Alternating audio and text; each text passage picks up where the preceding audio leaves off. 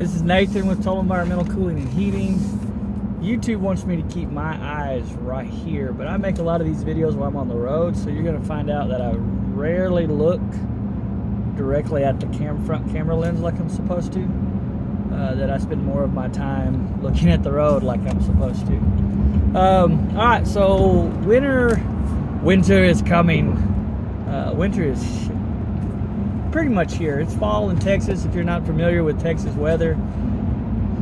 Sometimes we've had high 80 degree days on Christmas Day, if that gives you any kind of idea. I've had like several inches of snow on Christmas Eve, so that's the variance in range. It kind of all depends on how bad the greenhouse effect is affecting us at the time, I guess. I wanted to start a couple series of videos.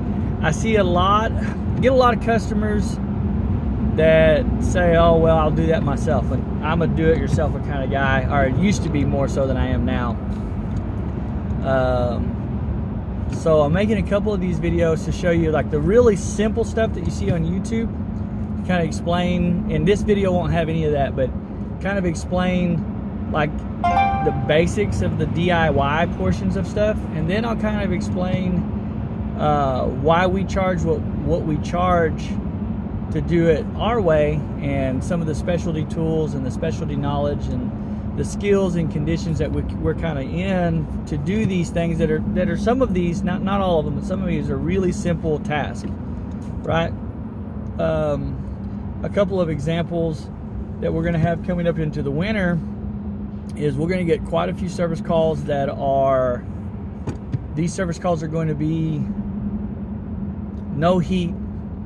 If you've got a gas furnace, we're going to get one that says no heat. I can hear the unit trying to run, but it never comes on. That's a pretty common one.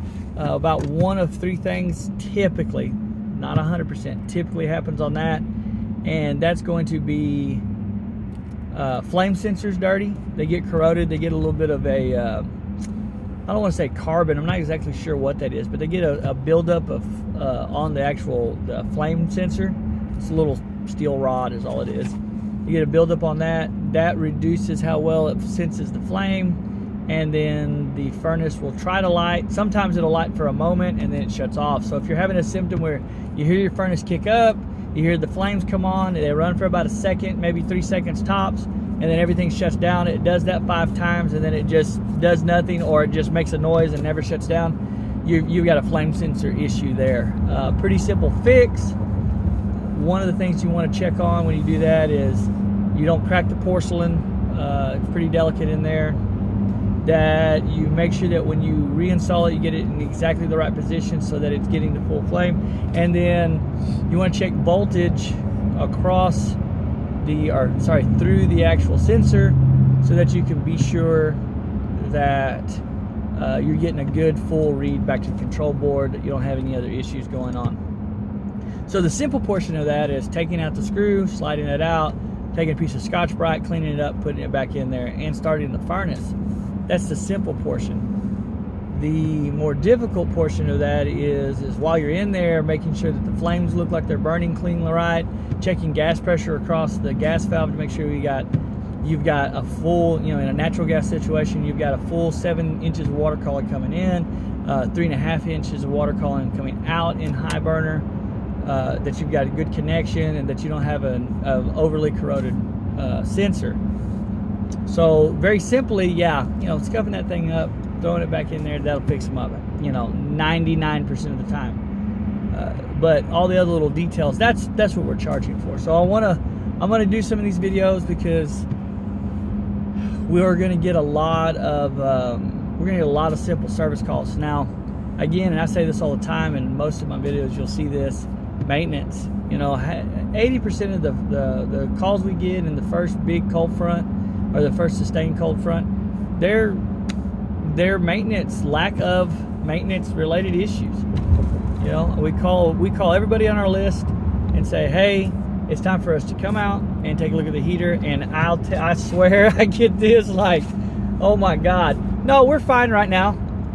Well, yeah, of course you're fine right now. they're always working till they break, or I'm calling you on an 81-degree day in late September so I can come and check your heater. Yeah, you haven't used it. Of course you're fine right now, you know, and maybe you're fine for the first 20 or 30 lights, you know, which is only about 5 or 6 days in the cold weather for a furnace until that sensor builds up just a little bit more, and now it's no good again. So yeah, of course you're fine. Or the other one is, oh, we already had it done. Okay, well, we were the last ones out there. Are you sure? Yeah, we had a guy out here in July. He looked at the whole unit. I mean, I'm pretty sure that a technician didn't come out on a 100-degree day, go up in your attic that's probably 130 or hotter, fix whatever was wrong, and go, hey, while I'm up here, let's just go ahead and fire off this heater because it's 96 degrees in their house. Let's just be sure that the heater's ready to go for the winter. So pretty sure that we probably didn't do that. But you know what? Hey, a service call is a service call. I'll take it. Just remember to call us when you need us. So I want to put together a series of videos that help us or help customers kind of see the simple things that they can do themselves, because I'm all for DIY, but I want to also show what the technical side of this, what we're doing on top of the stuff with, you know, trade specific tools that we have, so that they can kind of get a better idea of what the difference is in between the quick fix that they see on YouTube and the professional fix that they're actually getting when they call us. All right, that's it, guys. This is Nathan with Total Environmental out of Saginaw, Texas. Yeah, y'all have a good one.